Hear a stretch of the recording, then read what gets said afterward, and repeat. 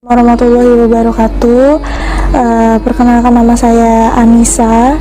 Saya pertama kali mu'alaf itu di Desember 2018. Perjalanan saya menjadi mu'alaf itu berawal dari keinginan saya melihat lingkungan sekitar saya rata-rata adalah muslim. Jadi saya merasakan Islam itu nyaman bagi saya itu ketika bulan Ramadan, dimana setiap bulan puasa saya melihat teman-teman saya berkumpul dengan keluarganya seperti buka puasa, sholat tarawih, dan lebaran itu kayaknya menyatu dengan keluarganya. Tapi setelah saya bedakan dengan agama saya, dengan hari raya Natal, itu jauh sekali bedanya. Jadi itu yang bikin saya, oh ternyata Islam kekeluargaannya dapet ya, terus bikin saya tenang. Dan yang bikin saya mantap untuk masuk Islam adalah ketika saya mendengar suara takbir pada malam takbiran. Allahu Akbar, Allahu Akbar, Allahu Akbar. Bismillahirrahmanirrahim. Ashhadu an la ilaha illallah wa ashhadu anna Muhammadan abduhu wa rasuluhu. Itu yang bikin saya mantap. Di saat saya mendengar suara takbir itu saya ngerasa adem sekali gitu. Jadi itu yang membuat saya mantap. Dan kenapa saya bisa ada di titik baca syahadat di pesantren Anaba ini berawal dari teman saya. Pertama saya diajak untuk kajian dan di situ posisinya saya belum mu'alaf sama sekali. Jadi saya diajak kajian dan saya dipinjemin gamis, kerudung, dan di situ saya dikenalkan oleh salah satu ustazah, di mana ustazah itu juga seorang mu'alaf dan dia adalah mantan pendeta. Jadi di situ saya dikasih pencerahan masuk Islam tuh seperti ini, jadi mu'alaf tuh seperti ini. Dan di hari itu setelah saya pulang kajian, di situ saya memantapkan diri, oh saya harus mu'alaf, saya bisa mu'alaf seperti ustazah ini gitu. Jadi dari situ saya dikenalkan oleh ustazah yang mantan pendeta ini untuk ke pesantrennya Ustadz Nababan. Jadi dari situ saya dibawa ke sini langsung. Cuman waktu itu Ustadz Nababan sedang berhalangan hadir, jadi saya disahadatkan oleh Ustadz Iwan. Jadi saya sebelum disahadatkan, saya dibimbing dulu, dikasih arahan seperti ini, untuk menjadi mu'alaf.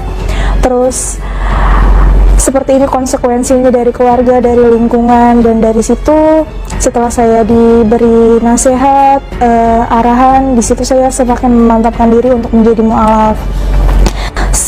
Saya mu'alaf setelah sholat asar. Jadi sehabis kita sholat asar, saya di situ mulai untuk membaca syahadat di musola. Jadi dari situ setelah saya resmi menjadi seorang mu'alaf, kehidupan saya berubah 100%. Jadi di situ saya mulai belajar sholat, terus saya pelan-pelan belajar mengenal tulisan-tulisan Arab yang sebelumnya saya tidak mengenal sama sekali, tidak bisa membaca sama sekali tulisan Arab. Sampai detik ini saya masih proses belajar. Perbedaan sebelum dan sesudah saya menjadi mu'alaf itu sangat jauh beda. Jadi dimana ketika saya merasa banyak masalah, saya lari ke sholat. Alhamdulillah setelah saya menjadi mu'alaf, memang faktor yang bikin sedih itu adalah di keluarga, karena di keluarga saya sama sekali 100% itu non muslim. Jadi benturan semua, ocehan, caci maki, semua saya dapatkan dari keluarga. Dari situ saya dibilang, anak durhaka, anak tidak tahu diri, anak tidak tahu diuntung, sampai pada akhirnya saya diusir dari rumah. Di situ saya mencoba untuk tetap bertahan hidup. Terus alhamdulillah saya juga sudah mendapatkan kerjaan yang baik, dan saya sekarang hidup sendiri. Saya hidup sendiri sebatang kara, jadi tidak ada keluarga yang mau, sampai detik ini tidak ada keluarga yang mau menanyakan kabar saya, keberadaan saya itu tidak ada. Dan sampai saat ini ya cuman teman-teman saya saja yang support saya sampai pada detik ini. Itu pengalaman saya sampai bisa jadi mu'alaf sampai seperti ini. Tapi alhamdulillah Allah ngasih saya orang-orang baik, orang-orang yang tulus buat saya, karena saya percaya Allah tuh pasti nunjukin jalan yang terbaik, pasti buka jalan buat orang-orang yang percaya sama Allah gitu aja sih. Itu pengalaman saya sebelum dan sesudah menjadi mu'alaf. Alhamdulillah Allah ngasih hidayah yang begitu luar biasa, karena awalnya saya ragu, tapi Allah mantapin diri. Berawal dari ikut kajian itu sampai dipertemukan oleh seorang mantan pendeta dan dikasih jalan untuk ada di Anaba ini, itu luar biasa. Itu sih pengalaman saya sampai pada detik ini sih. Anak mana ya Pak yang tidak rindu sama orang tuanya, karena saya juga anak pertama, anak perempuan pertama di keluarga. Saya 2 bersaudara, yang satu adik saya laki-laki dan saya anak perempuan satu-satunya, dimana sebelum saya mu'alaf itu memang keluarga saya sangat memanjakan saya gitu. Jadi benar-benar perhatiannya sangat lebih ke saya gitu. Jadi dan setelah mu'alaf ini memang saya benar-benar tidak dianggap sebagai anak. Saya dikeluarkan dari rumah tanpa sepotong baju. Waktu itu tanpa sepotong baju, saya diusir dengan caci maki. Saya dibilang anak durhaka, anak tidak tahu diri, yang sudah dikuliahkan mati-matian, anak tidak tahu diuntung. Saya kangen banget, kangen bapak, kangen mama, kangen adik.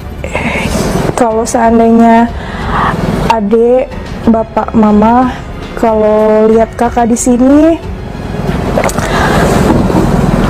kakak cuma bilang kakak udah dewasa, kakak nentuin jalan hidup kakak sendiri. Kakak sayang banget sama mama, sama bapak, sama dede. Kakak kayak gini tuh bukan jadi orang jahat.